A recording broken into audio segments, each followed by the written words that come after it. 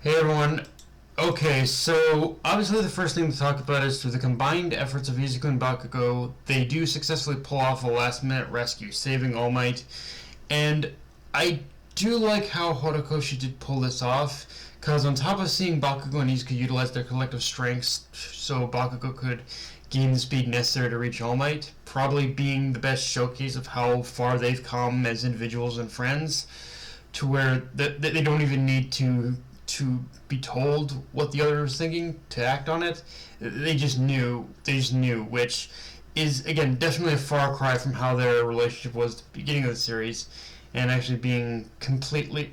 But although at the same time being completely transparent, I had forgotten gear shift was even a thing. I'm not joking. I've like the weird thing about gear shift as a core power is I've more or less memorized all the abilities in One For All's arsenal, but gear shift is the one ability I kind of keep forgetting about until it's used again. But again, it was probably gear shift was probably the best way for Horikoshi to use it, because in order to make this happen, because combining the power of gear shift with the speed Bakugo gains from his explosions, I think just kind of created the perfect speed boost in order to reach All Might at the best at top speed.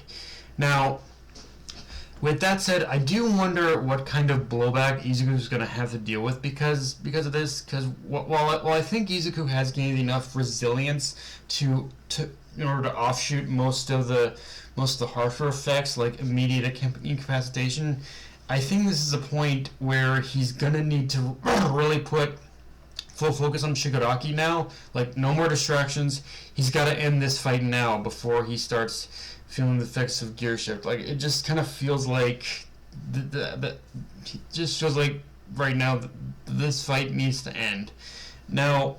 And I will admit, I guess there is a slight elephant in the room, which is I will admit, for as much as I would have liked for All Might to die, Horikoshi did still handle the emotional reasoning of saving him pretty well, as we get to see that even now, after everything they've been through, Bakugo still has felt the most burdened by a sense of guilt for having been put in the position of witnessing All Might lose his powers to begin with, and that for him, making sure All Might survives and is able to live a long life as possible is his way of just not only atoning for his mistake, but also it's just his pretty much. It's just what is, I think, formed the backbone of who he wants to be as a hero now, and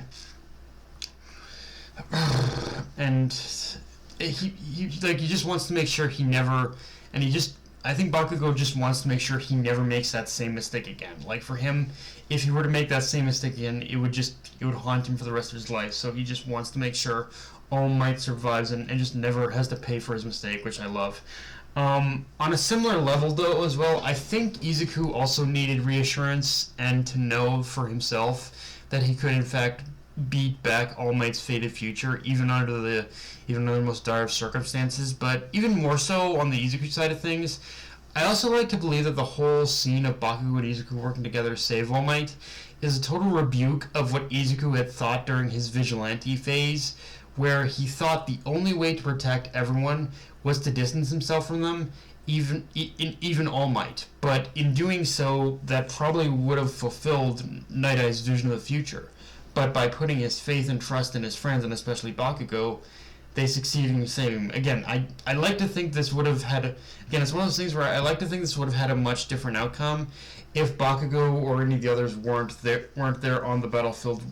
Like pretty much fighting alongside Izuku. Like, again, it's schlocky. It's a little schlocky. It's a little like it's a little schlocky, and it's a little like friendshipy. It does lean into the friendship cheese, but it's like it does kind of like reinforce the point that no, sometimes you do need to lean on people. You do need to trust people in order to truly succeed, I think.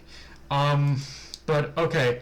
With that said, let's talk about expectations I have after reading this chapter. And first one is fairly obvious and just me reiterating something I said last week, but I don't think All Might should be walking anymore after this experience. Like, maybe I'm wrong, but All For One definitely tore some kind of tendon or some kind of bones, just something in All Might's body. So by the time the series is over, at bare minimum, I think we should see him confined to a wheelchair. Like, there's no scenario I can see where that isn't the case, where where All Might is crippled in some way.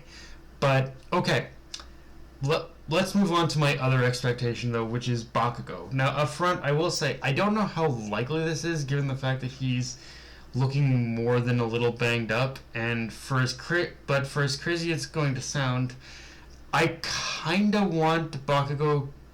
I kind of want Bakugo to have a 1v1 against All for One. Like, yeah, I know he probably won't.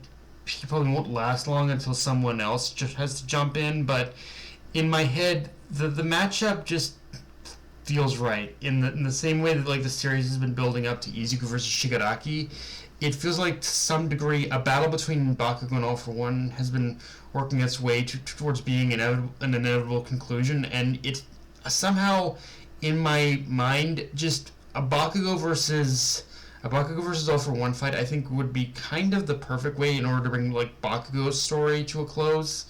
It kind of all started with All for One, and it would be interesting to see it like end with All for One the more I think about it. Now, the only major question is how long Bakugo can hold on in a 1v1 before someone has to step in, because it is likely to happen regardless of whether or not Bakugo's going to even fight All for One. And in that scenario, I would almost like it to be Endeavor. I just don't know how fighting fit he is right now after fighting Atoya. Actually, the more I think about it, Bakugo's... I didn't discuss this with the last chapter, but Bakugo's return to the fight in general does bring up an interesting question, which is, where is Best Jeanist? Because last we saw him, he actually helped save Bakugo, and I assume he's the reason Bakugo's even fighting fit at all.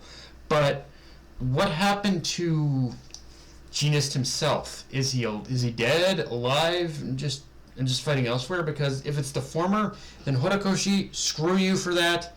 But for doing that to Best Denim Boy. But if it's the latter, then honestly, a Best Jeanist and Bakugo team up fight against All for One would be kind of amazing. I don't know how it would play out, but I'd be down for it. But yeah, guys, that's pretty much all I got for this review. If you enjoyed the video, like, comment, subscribe, follow me on Twitter, Analyst Crunchyroll, be sure to notification bell, hit the subscribe button, and just share the video around, guys. Dark Knight of a Night, signing off. Later, everyone.